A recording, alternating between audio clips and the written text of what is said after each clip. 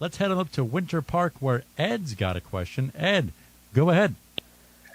Hey, good afternoon, Larry. How are you doing? We're doing great, Ed. Hey, thanks for taking my call. I have a 19 Honda Pilot, and just recently, out of the blue, when it's parked in the garage or at my wife's work, it's my wife's car, the panic button goes off, and the horn's honking, the lights are flashing, and people are complaining, and it just keeps going on and on and on. Now, so I really don't know what to do with it.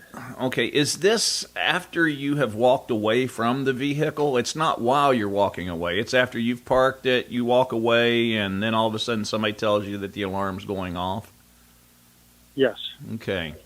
Listen, I'm going to tell you what I think is going to be the best bet here, Ed, and I'm going to tell you why. You're not the only one with issues with this. And this is really, I'm looking at this Technical Service Bulletin, and there's evidently been a lot of complaints about the walkaway alarm feature on this vehicle. And Honda is coming back and saying that a lot of these things are actually normal, which I'm like, you guys got to be kidding me. This is how crazy this gets, and I'll just throw this out there at you. What you're going to have to try to do to start with is make sure that and this is where it really gets crazy. You need to make sure that the transmitter, your actual key fob, is a certain distance away from your cell phone.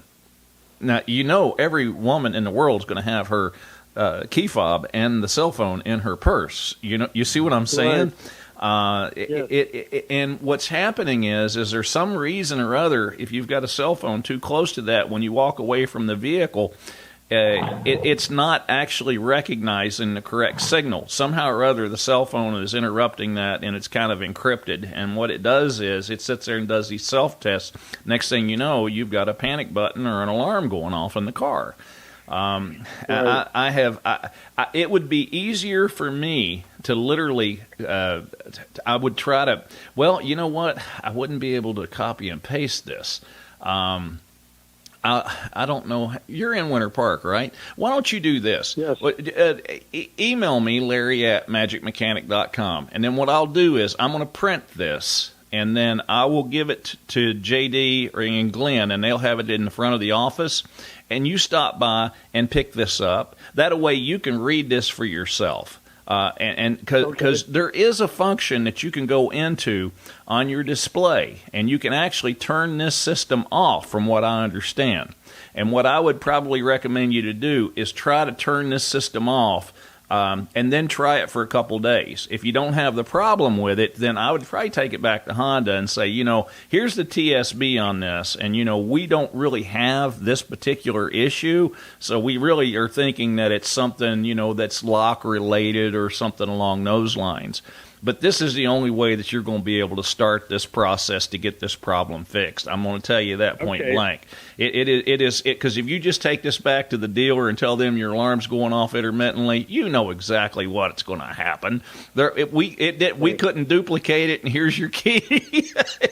But right. This I think would be the best way to do it. Like I said, I can't copy and paste this. I can only print it, and then I'll have it. That way you can read up on this itself. This information should be available to all consumers. You shouldn't have to know a secret handshake and call up a radio program to get the information. Right. But we've got it, and you're going to get it. So I'll get this printed out.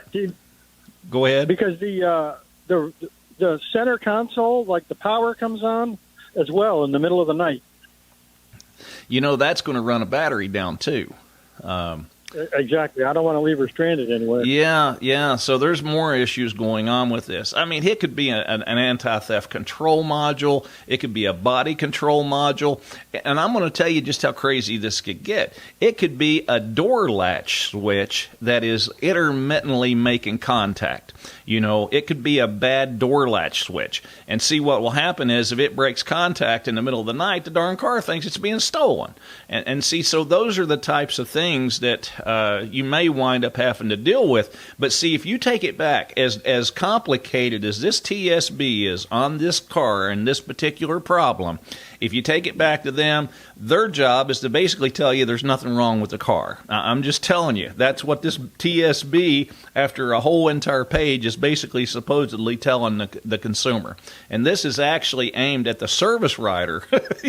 That's what this particular TSB is. So if you don't go in there with your guns loaded, you're not going to get this problem resolved. I guarantee you. Maybe after 10 tries, but if you've got this TSB in hand and you read this and you already know everything that's going on with this and what to try as far as going into your display mode and turning the system off. If you still got a problem, I'm going to say it's probably a door latch switch, whether it be in the tailgate, one of your regular entry doors, something along those. It can even be a hood close switch that can be getting an intermittent contact. But they're going to have a little more information. If not, then what's going to happen is, like I said, they're just going to throw the key fob back to you and tell you they couldn't duplicate the problem. It'd be a wasted trip.